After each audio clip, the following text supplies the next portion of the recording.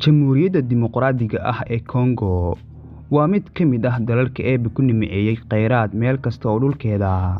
Waa dalka labaad ee qaaradda ugu baaxadda weyn dhul ahaan, kaliya Algeria ayaa ka weyn. Sidoo kale waxaa ku nool ilaa 108 milyan oo qof tiro ahaan. Dunida waxa ay Congo u aragtaa dhul barwaaqo sooran ah oo basharka dunida oo dhan ay kaafin karto nimcada gudihiisa oo gadiisa taal. Congo waa dal leh keyd kheyraad ee dunida ugu ballaaran. Kheyraadka Congo ciideeda ku hoos duugan waxaa ka mid ah oo laga helaa macdanaha diamond-ka, dahabka, maxaasta, uranium-ka, copper-ka, cobalt-ka, iron-ta, qalinka iyo kuwa kale oo ay qani ku tahay.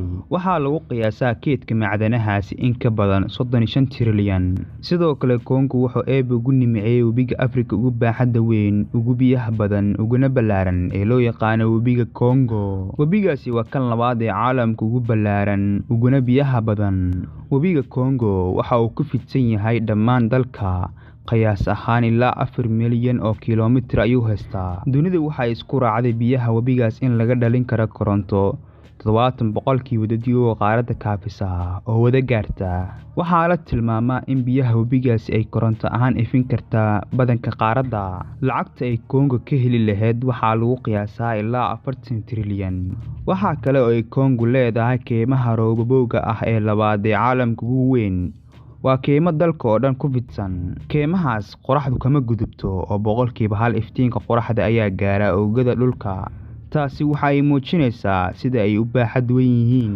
Waxaa la tilmaamaa keymahaasi wadnaha qaaradda Afrika, halka ay Afrika ka neefsato. Keymahaasi nolosha aadamaha iyo cimilada ayay muhiim u yihiin. Waxa uu ku tiirsan yahay oo manaafacadsada dadweynaha caalamka oo guryahoodii ugu tagto oksijiinta ay keymahaasi neefsadaan. Haddii si fiican looga faa'iideysto waxaa laga sameyn karaa lacag ilaa 25 trilyan ah. Isku darka kheyraadka isugu jira macdanaha, biyaha iyo keymaha ee dalkaasi Eebbe u gaar yeelay waxaa lagu qiyaasaa lacagta Congo ay ka sameyn karto ilaa 100 trilyan.